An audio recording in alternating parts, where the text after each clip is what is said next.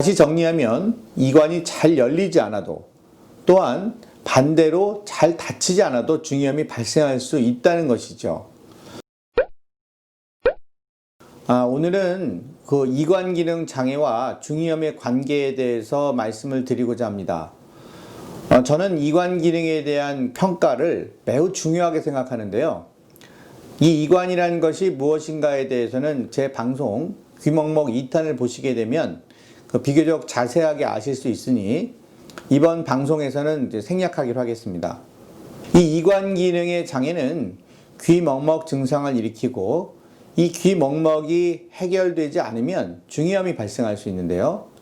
이 중이염이라는 것이 이관 기능 장애의 두 가지 타입, 즉 이관이 필요시에는 열려야 하는데 이때 여러 가지 원인으로 잘 열리지 않게 돼서 그 중이 안에 공기 공급이 잘 되지 않게 되는 것으로 인해서 발생하는 중이염이 있고, 또 다른 하나는 열리기는 열렸는데 그 다음 저절로 닫히는 과정이 제대로 이루어지지 않아서 이관이 계속 열려 있게 되고요. 이럼으로써 역시 그 귀의 압력 조절에 이상이 생기고 귀가 먹먹하게 되는 과정에서 발생하는 중이염으로 각각 다른 기전으로 중이염이 발생할 수 있다는 것이 오늘 이 시간의 주제가 되겠습니다. 다시 정리하면 이관이 잘 열리지 않아도 반대로 잘 닫히지 않아도 중이염이 발생할 수 있다는 것이죠. 이 중이염의 원인이 되는 이관 기전을 고려해서 치료 방침을 세워야지 중이염 자체만을 치료하면 어떠한 결과가 나타나게 될까요? 결국 그 중이염 재발이라는 참담한 결과를 초래하게 되겠죠. 그래서 이 기전에 따라서 어떻게 해서 중이염이 발생하였는지를, 그리고 이 기전까지 해결하기 위해서는 어떻게 치료를 해야 하는지를 설명드리고자 합니다. 중이염으로 고생하시고 계신 분들에게는 정말 좋은 주제가 될 것 같습니다. 먼저 이관이 잘 열리지 않는, 즉 이 질환을 이관 폐쇄증이라고 부르는데, 이 이관 폐쇄증의 경우에 대해서 설명을 드리겠습니다. 이관 폐쇄증은 중이에 공기를 공급하지 않게 되고, 그렇게 되면 중이는 공기가 없어지니 처음에는 그 공기 대신에 다른 무엇으로 그 부피를 유지하기 위해서 뭔가를 이제 채우려고 합니다. 이때 나타나는 것이 이제 삼출액인데요. 이 삼출액이라는 것은 혈관에서 적혈구 성분을 뺀 나머지 혈장 성분이 그 중이에 음압, 즉 마이너스 압력이 발생하기 때문에 혈관에서부터 빨려 나와서 중이강을 채우게 되는 것을 말합니다.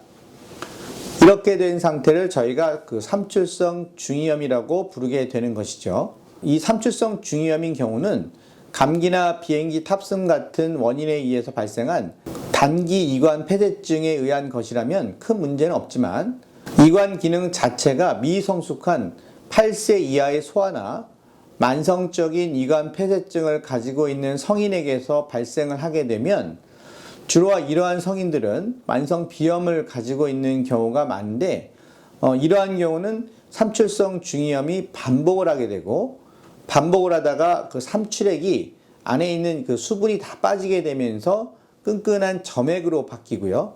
더 진행 시에는 이제 고막이 얇아지게 되고, 심지어 고막이 녹아서 없어져서 천공으로 발전해서 그 중이염, 만성 중이염으로 가는 것입니다.